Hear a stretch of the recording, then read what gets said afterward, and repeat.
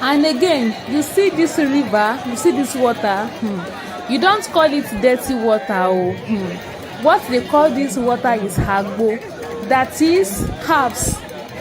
Because they said the work that this water is doing now, as you can see this water now, they say it's not ordinary water.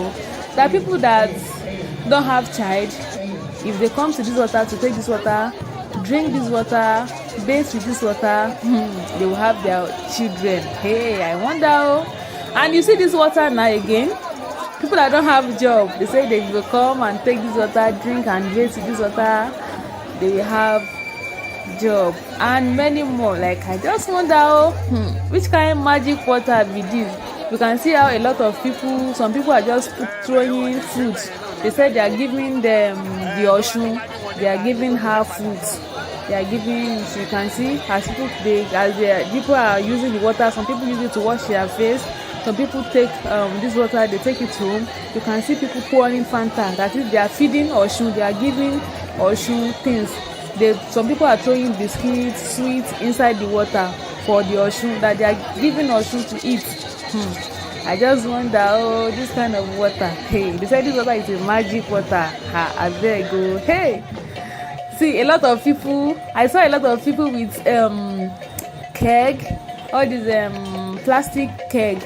They came with it to take water from this river, and they take it home. You can see a lot of things.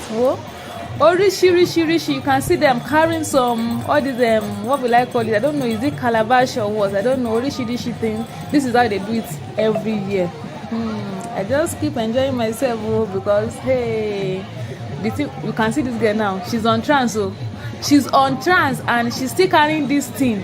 And if you know how she just like hold that thing tight, she's on trance, but she hold that thing tight. Even when they want to remove that thing from her head, like they were struggling to remove it, because I don't know the kind of spirit in me, I don't know the kind of me that just take her away.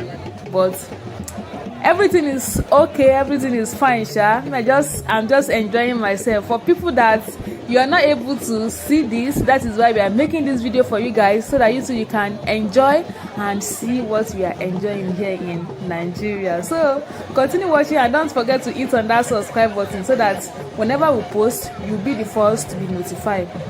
We are blessed.